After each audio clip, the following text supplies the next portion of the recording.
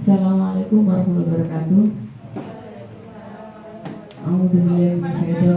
Bismillahirrahmanirrahim. Assalatu wassalamu ala asrofil anbiya'i wal mursalin Sayyidina wa maulana Muhammadin wa ala alihi washabihi ajmain, amma ba'd. Yang terhormat Bapak Kepala SMA Islam Sudirman Tangharjo, Bapak John Effendi Sarjana Pendidikan, Bapak Ibu Guru karyawan SMA Islam Sudirman Tangharjo yang saya hormati pula. Puji syukur alhamdulillah pada hari ini hari Senin tanggal 19 Agustus 2024 pagi hari ini yang sejujurnya sibuk pembelajaran nih karena ada kegiatan AMBK 2 hari. Di sela-sela waktu Bapak Ibu Guru diminta untuk tetap hadir dalam salah satunya adalah kegiatan diseminasi atau pengimbasan terhadap kegiatan-kegiatan yang telah diprogramkan pemerintah. Di sini saya meminta izin untuk Bapak Kepala Sekolah untuk sejenak sekitar beberapa saat ini untuk melaksanakan program ini agar berjalan dengan baik.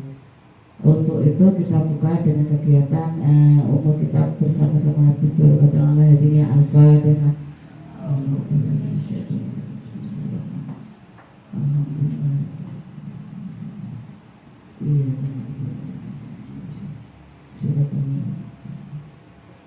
Amin.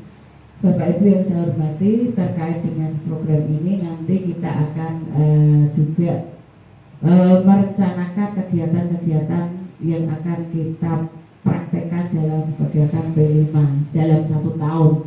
Jadi biar tidak mengulang di kurikulum, Bu Ani dengan saya harus jadi satu program di sini sehingga nanti pelaksanaan ini bisa berjalan sesuai dengan kurikulum yang telah ditetapkan, sudah diplot-plotkan bulan apa sehingga sudah direncanakan, tidak kebingungan ini kok setahun kegiatannya tidak berjalan, mau dimasukin di mana itu nanti biar tidak bingung. Jadi nanti kita rencanakan sekalian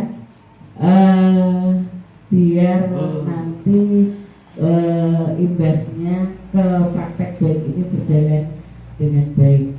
Jadi nanti minta sumbangsih idenya, kira-kira kapan kegiatannya bentuk apa dari tema-tema P5 yang telah kita lakukan di akhir seperti itu. Dan untuk mengawali kegiatan pagi hari ini sambutan langsung akan disampaikan oleh Bapak Kepala SMA Islam Sudirman Tangharjo.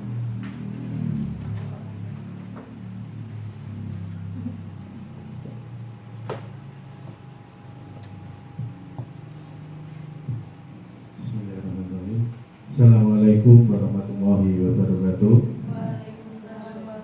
Yang saya hormati Bapak dan Ibu Guru serta staf SMA Islam Sudirman Tangharjo, puji syukur kepada Allah Subhanahu wa Ta'ala yang mana pada pagi hari ini kita bisa berjumpa dan berkumpul bersama tanpa suasana. Salam senantiasa kita aturkan kepada junjungan kita Nabi Muhammad SAW yang senantiasa kita nantikan syafaatnya di dunia. Amin ya rabbal alamin. Bapak Ibu yang saya hormati, di pagi hari ini kita melaksanakan diseminasi, jadi penyampaian beberapa hal berkaitan dengan kurikulum nasional atau kurikulum merdeka yang mungkin dari Bapak Ibu Guru sudah mengenal, dan biar lebih mengenal apakah kurikulum nasional itu.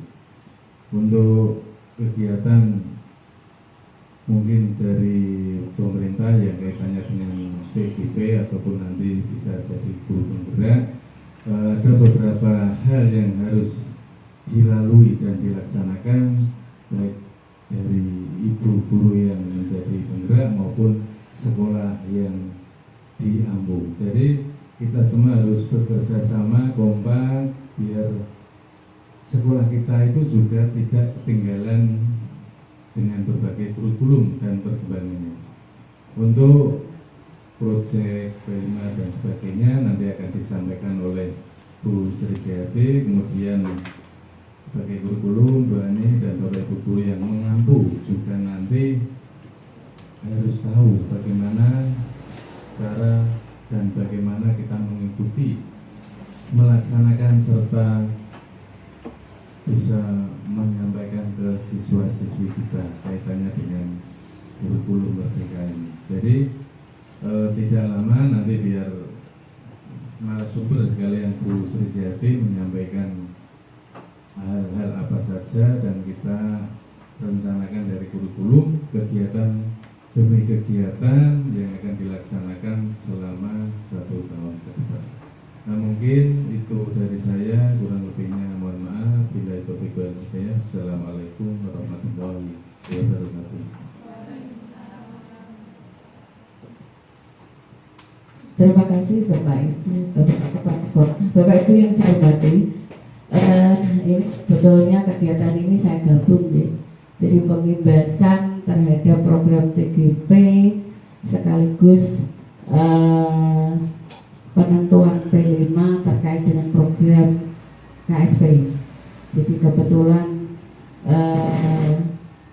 kurikulum kita kalau dihandle satu orang itu agak berat, maka harus bersama-sama kita untuk membagi-baginya, karena kurikulum merdeka ini ada beberapa perubahan dari struktur kurikulum maupun nanti program-program yang dilaksanakan. Baik Bapak Ibu, untuk sebagai pengantar, sebelum masuk ke penentuan, di sini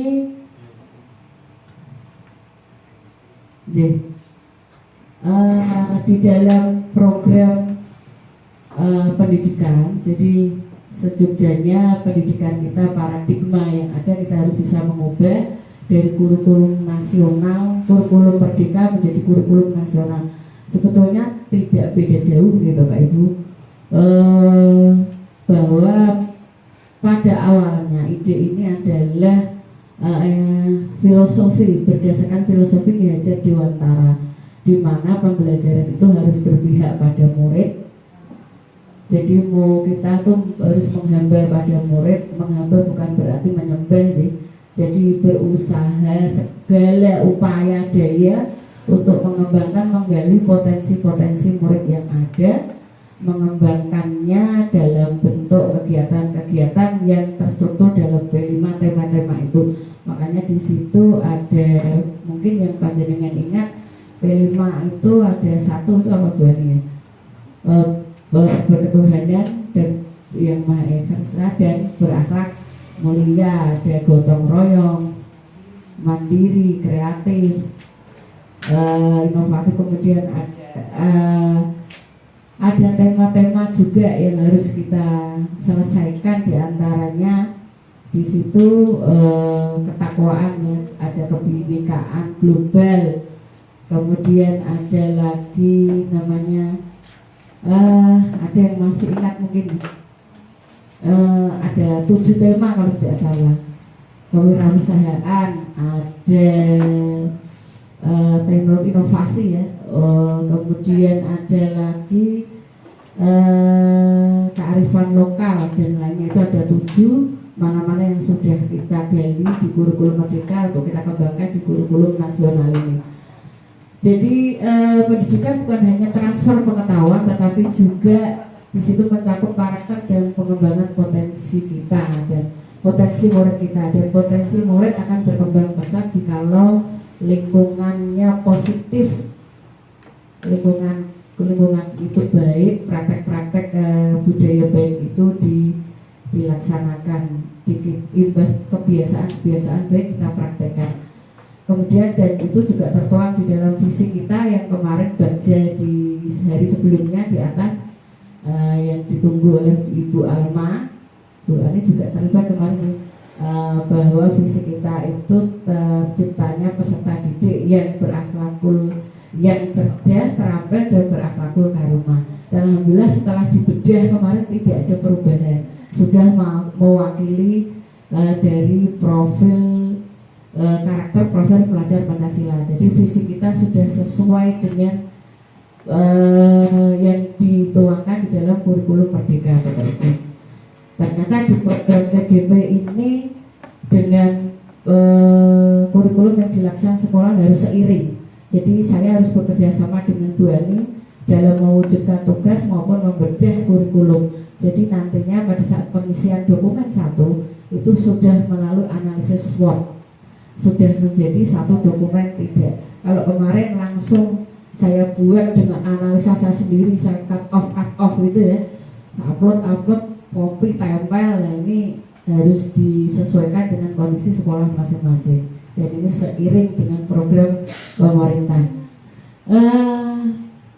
Kemudian Bapak Ibu, ada beberapa hal paradigma belajar. Paradigma ini harus kita ubah, di mana pembelajaran kemarin seperti yang di PPG Bu ini mungkin paham nih, yang lain juga paham, mungkin cuma kalau dipelajari secara detail pembelajaran berdiferensiasi. Bu Moni berdiferensiasi kemarin pembelajaran yang bagaimana nih? Ya, jadi pembelajaran yang intinya berkelompok, pengelompokan, di mana di sini kita harus mengenal karakter unik tiap-tiap siswa. Jadi tiap-tiap siswa diseimbangkan, diberi hak yang sama untuk memperoleh hak-hak pendidikannya di sekolah itu secara inklusif. Di sini lingkungan serta pembiasaan positif juga akan merubah karakter dengan baik. Kemudian nilai-nilai kebajikan Bapak Ibu, nilai-nilai kebajikan ini yang akan kita dorong terus untuk menerapkan karakter P5 ini agar profil pelajar Pancasilanya ini jalan dan anak bisa mengimplementasikannya dalam kehidupan sehari-hari. Karena kita lihat kemarin kegiatan agak miris, kegiatan apapun kalau saya nunjuk anak itu selak. Bahkan kemarin kita mengadakan arah-arahan, anak itu banyak yang mencelat gitu, agak susah untuk mengkoordinir. Saya dengan bapak kepala tuh nunjuk anak untuk menjadi yang megang MM itu banyak yang nggak mau ya. Jadi karakter ini pembiasaan harus kita lakukan. Nah, nilai-nilai kebajikan yang ada itu untuk pembelajaran di kelas tertuang dalam pembelajaran berdiferensiasi. Di situ berpusat pada anak, potensi anak, kelemahan dan kelebihannya kita gali, kelemahan coba untuk kita analisa dan kita cari solusi bersama. Di dalam pembiasaan baik Bapak Ibu, ada motivasi perilaku manusia. Jadi sebenarnya karakter anak ini dari awal dengan keunikannya, kodrat alamnya dan kodrat zamannya masing-masing. Seperti Mbak Febriana juga memiliki keunikan sendiri. Julina mungkin agak sedikit kemarin tertantang, jangan menyerah Julina. Tertantang untuk bisa menyelami hati dan pikiran Mbak Febriana. Bahkan untuk Bu Rohmah itu mau dijadikan ini ya, untuk praktek pembelajaran inklusif kalau nggak salah, itu bisa itu di sebagai contoh.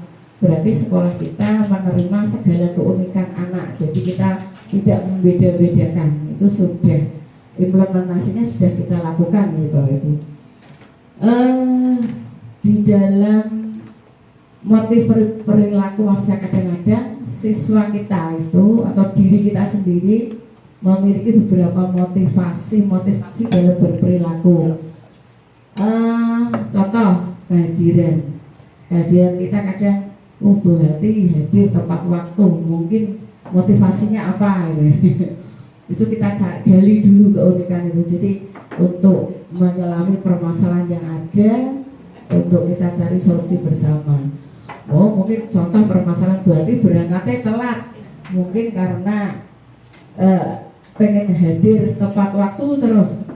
Mungkin dikarenakan saya menghindari ketidaknyamanan ditegur kepala sekolah, mungkin seperti itu nih. Jadi motifnya mungkin berbeda, atau kalau siswa biar menghindari hukuman. Tapi ada juga yang motivasinya itu ingin mendapatkan penghargaan, itu sah-sah saja, boleh, tidak masalah deh. Jadi bisa untuk mungkin biar diangkat jadi wakil, nanti besok gantian lagi jadi kepala kalau sudah hebat saatnya. Jadi memang kita harus mendorong diri kita untuk selalu aktif, kreatif, dan setiap individu guru kita juga harus mampu menjadi manajerial. Sebetulnya ternyata Bapak Ibu, di dalam diri kita itu ada satu sifat manajerial, di mana pada saat kita mengajar anak juga harus memiliki karakter ini manajerial.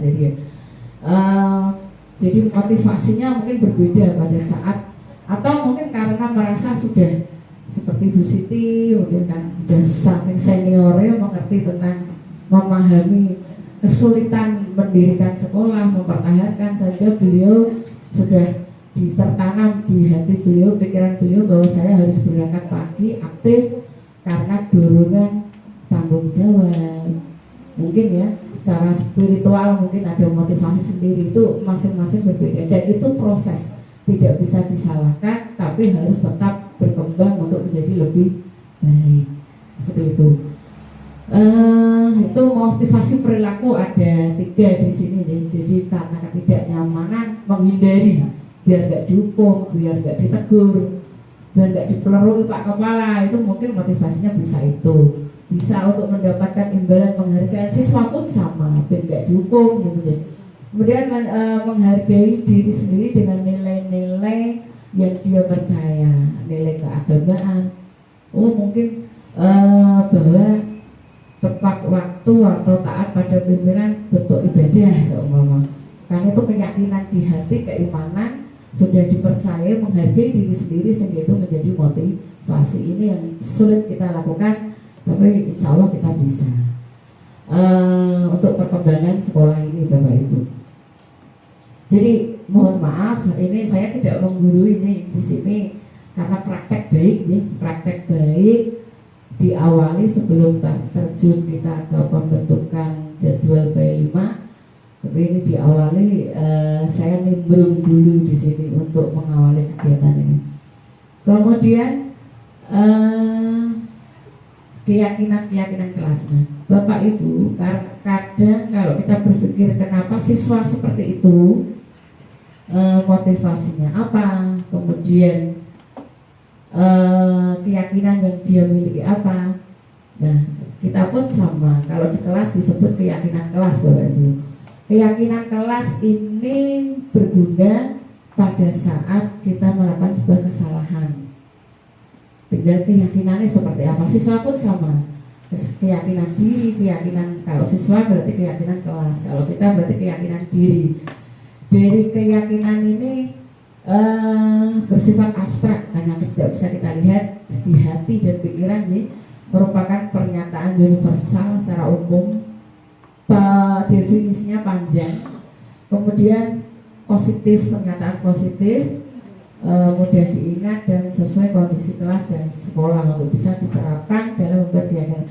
Sebetulnya Bapak Ibu, sebelum kita mengajar, ternyata kita harus membuat satu kesepakatan dengan siswa yang diyakini siswa itu mengarah ke hal yang baik. Contohnya, Bapak, anak-anak seumpama hari ini jam saya sebelum dimulai awal pembelajaran, itu menjadi keyakinan kelas yang tertuang di kelas. Satu keyakinan apa? Saling menghargai seumpama. Jadi kalau berbicara jangan kasar, jangan ini, karena kita keyakinannya bahwa menghargai orang lain itu menandakan diri kita itu harga dirinya lebih baik. Jadi kecerdasan otak dan hati kita tertuang di dalam tutur kata seperti itu. Itu bisa kita yakinkan ke siswa kita, itu buat keyakinan sehingga mereka tidak membuli temannya gitu ya, tidak ngeceh temannya. Bahkan ini ada beberapa siswa yang saling ngejek, seperti itu tidak terjadi. Itu keyakinan mungkin keyakinan lain mungkin. Bu Lina mungkin contoh apalagi Bu?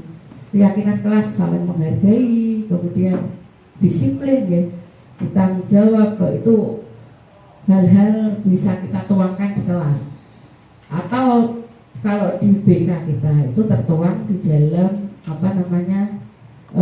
poin-poin itu di keyakinan, sehingga yang di sini ada perbedaannya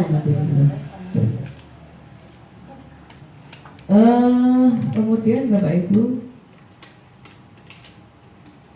nah, hukuman, konsekuensi, dan restitusi.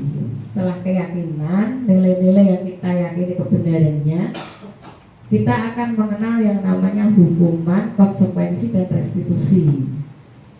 Bu BK mungkin paham bedanya konsekuensi kalau hukuman itu berbeda.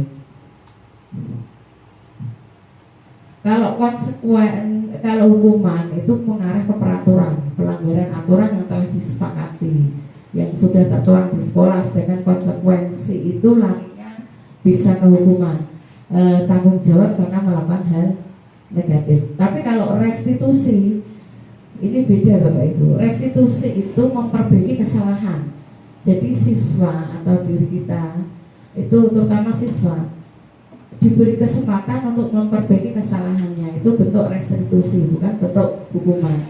Jadi di dalam kegiatan ini kita diberikan beberapa pilihan yang disebut dengan posisi kontrol.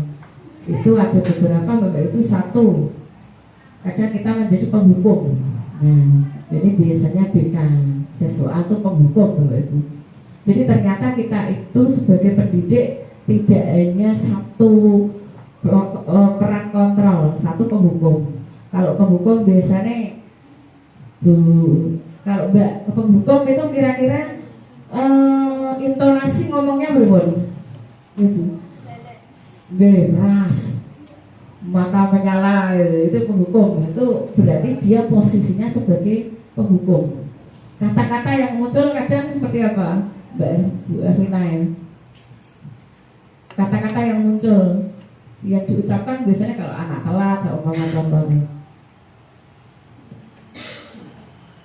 Nah, kamu tahu kan terlambat melanggar aturan hukumannya apa? Nah, itu kata-katanya keras, meneleng, itu biasanya dia posisinya sebagai kontrol penghukum. Kemudian ada lagi posisi pembuat rasa bersalah. Nah, didekati siswanya biasanya agak memelas. Bu ya jangan begitu, saya kan yang piket di depan.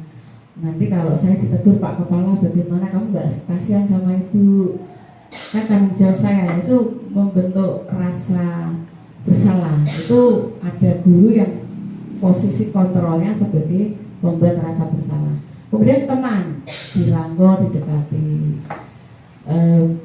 untuk jadikan teman. Kemudian pemantau dan manajer.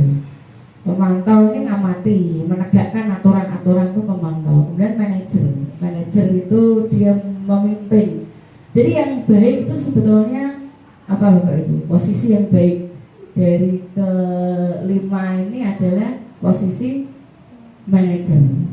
Manajer itu tidak hanya menegakkan, jadi tidak hanya bawa kepala sekolah ya, setiap guru itu juga harus bisa menjadi manajer bagi siswanya.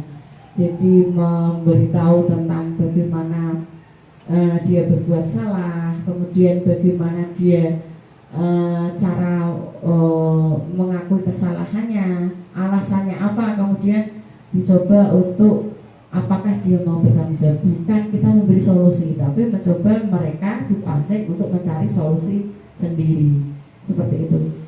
Makanya ini yang kita harus terapkan. Jadi tidak memberi PR sama teman, tapi memberi ruang sama teman untuk mencari solusi sendiri. Makanya saya sendiri kalau tidak ditanya, biasanya saya tidak berani memberitahu.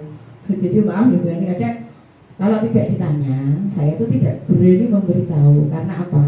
Dia takut dianggap pembenar, sehingga saya memberikan ruang kepada yang lain untuk bisa mencari solusi sendiri.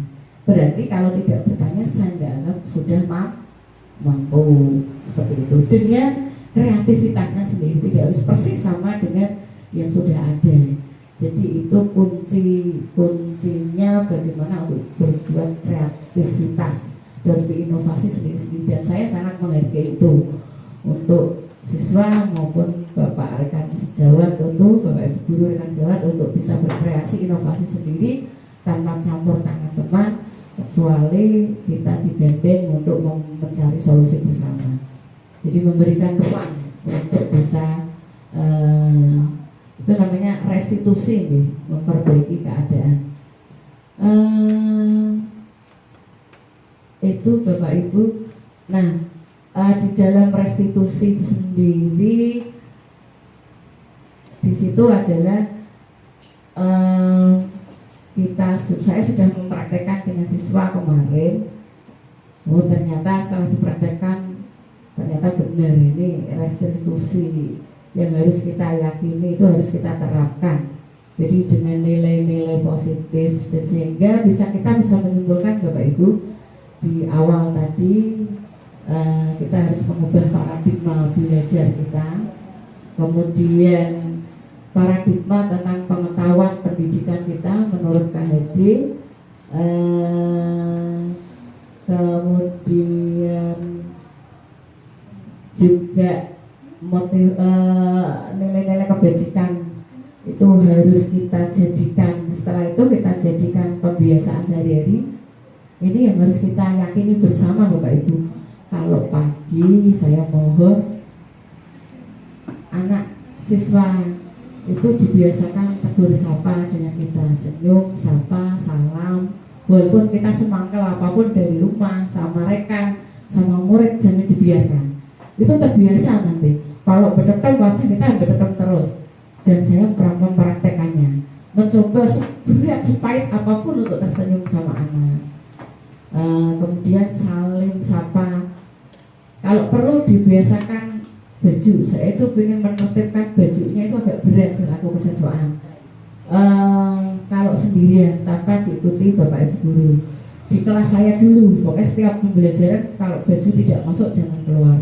Karena saya iri dengan kelas sekolah-sekolah sebelah. Mereka bisa, kenapa kita enggak? Walaupun kita banyak ibu-ibu gurunya. Itu tolong setiap masuk gerbang panjenengan, nanti saya ingin bersama-sama rekan sekaligus mengamati, kalau ada murid bajunya dikeluarkan, tolong bersama-sama ditegur untuk memasukkan Bapak Ibu. Kita mulai dari hari Rabu nanti. Setelah ini saya coba untuk mempraktekkan budaya baik ini. Tidak hanya yang saya marahi gurunya, tapi juga mengajak rekan-rekan, teman-teman seperjuangan saya di sini untuk mengubah. Saya tuh sudah geleng-geleng dengan sekolah yayasan kita sendiri di sekolah-sekolah sebelah. Mereka bisa seperti itu. Roh guru ini baju langsung dimasuk kok sini enggak. Bahkan kalau jalan dibiasakan anak-anak untuk tidak mendahului gurunya. Dan saya itu terkesan, ada murid saya jalan, kemudian dia berhenti dulu, monggo Bu. Ternyata kalau tidak dibiasakan dari Bapak Ibu tidak bisa gitu. Dan saya mempraktekkan sendiri tanpa keras. Contoh kemarin pada saat kegiatan lomba-lomba, saya coba untuk menahan emosi saya, walaupun ngopeni semono akeh gitu. Anak-anak murid yang kelas 10 nggak ada pesertanya yang maju Bapak Ibu. Ini kalau nggak ada yang maju, karena pertama kali saya sebagai kesiswaan, jangan-jangan berikutnya kalau ada kelas meeting kelas itu aku rapi untuk murid ya, mesti banyak yang tidak ikut kegiatan. Saya coba dandani OSIS gitu. Saya beri tanggung jawab. Anak kelas 10 nggak ada yang maju, saya gini kan, Mbak, Mas kelas 10 kok pintar-pintar, masa nggak ada yang maju, langsung tangi maju Bapak Ibu. Berarti pembiasaan yang perlu kita lakukan. Kalau kekerasan sudah tidak zaman, anak akan melawan dan cenderung dendam. Karena kita sendiri kalau dikasar teman juga di bagian teriris ya, sakit. Apalagi siswa kalau mencoba untuk memakai pembiasaan positif tanpa harus menggurui, insya Allah anak akan mengikuti pola pembiasaan kita.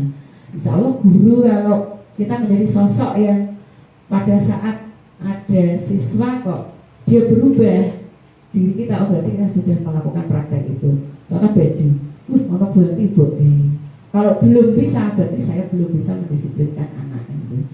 Jadi itu tolak ukur kita sendiri. Tutur kata juga begitu pas pelajaran, mencoba untuk, karena kita sebagai pendidik ternyata masyarakat itu titeng Bapak Ibu guru. Saya lihat, tak sekolahnya di sana, tak daftar ke sana karena gurunya bagus-bagus, baik. Kemarin pada saat karnaval saya tuh sama Pak Yudi Bu. Pak Yudi itu begini kan, Bu, kok sudah pulang? Jil Pak, Bu, belas kayak tekan tanggung sana. Nanti biar bisa sekalian promo. Kan SM Sudirman namanya sudah harum. Alhamdulillah 2 sekolah sudah bagus berkembang semua. Saya bangga dengan anak-anak muda, dengan rekan-rekan yang lebih muda hebat, karena sudah tugas saya turun ke bawah mendorong teman, bukan saya di atas lagi.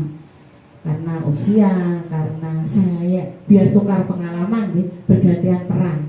Itu yang bagus seperti itu. Kalau yang sepuh masih di atas terus, itu gagal namanya untuk regenerasi. Jadi siapapun yang diberi tanggung jawab, tolong berpikir positif untuk demi kemajuan sekolah ini. Karena sekolah kita yang lain sudah bergerak, kita harus bergerak bau membau. Walaupun saya lihat lembut semua di sini deh, ada lembut-lembut. Buka kepalanya ya lembut dan lembut semua. Insya Allah nanti dengan doa, kesadaran bersama, siswa kita akan tambah terus lagi. Kemudian di sini sudah keyakinan disiplin dan lainnya, posisi kontras garis reduksi.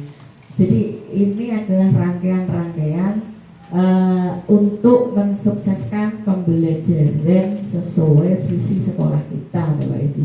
Apa yang harus dijalani dari nilai-nilai kebajikan, motivasi perilaku, keyakinan kelas, disiplin positif, kebutuhan dasar manusia. Jadi setiap anak itu memiliki kebutuhan dasar sendiri yang kadang tidak terpenuhi. Kamu kok kelengeran ini kenapa? Mungkin kurang perhatian. Jadi kebutuhan dasar kasih sayangnya kurang. Jadi mungkin berarti kok telat, terus kenapa kebutuhan dasar saya mungkin kurang, bagian kurang dipuji oleh bapak kepalanya, atau disayang mungkin begitu. Jangan tahu.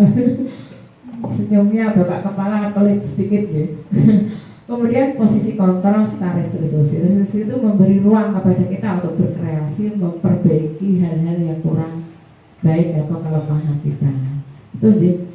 Itu terima kasih untuk dari saya. Kita lanjutkan saja mungkin terkait profil pelajar Pancasila. Dari saya itu dulu. Untuk saya tutup, kita lanjutkan kegiatan berikutnya. Assalamualaikum warahmatullahi wabarakatuh. Assalamualaikum warahmatullahi wabarakatuh. Kepada Bapak Ibu Guru yang saya hormati, serta Ibu Sri Sihati Sarjana Pendidikan yang telah menyampaikan materi desiminasi aksi nyata modul 1.4. Sangat luar biasa bagi kami atas materi-materi yang telah beliau paparkan kepada kita.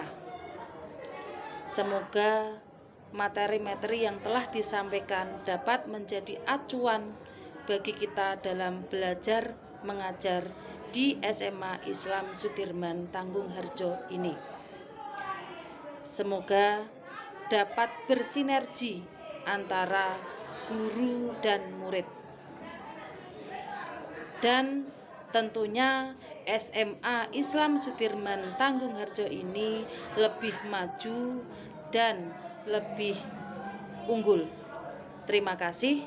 Wassalamualaikum warahmatullahi wabarakatuh. Assalamualaikum warahmatullahi wabarakatuh. Terima kasih apa yang telah disampaikan Bu Sri Sihati melalui desiminasi. Mudah-mudahan apa yang telah disampaikan Bu Sri Sihati melalui aksi nyata, yaitu modul 1.4 bisa memotivasi rekan-rekan Bapak Ibu guru semuanya dan bisa melaksanakan kurikulum Merdeka ini dengan sebaik-baiknya. Selain itu bisa membawa kemajuan SMA Islam Sudirman Tanggungarjo menjadi SMA yang lebih unggul dan bisa ikut bersaing untuk melaksanakan kurikulum Merdeka serta memotivasi siswa-siswi menjadi lulusan yang handal dan serbaguna. Sekian, Assalamualaikum warahmatullahi wabarakatuh.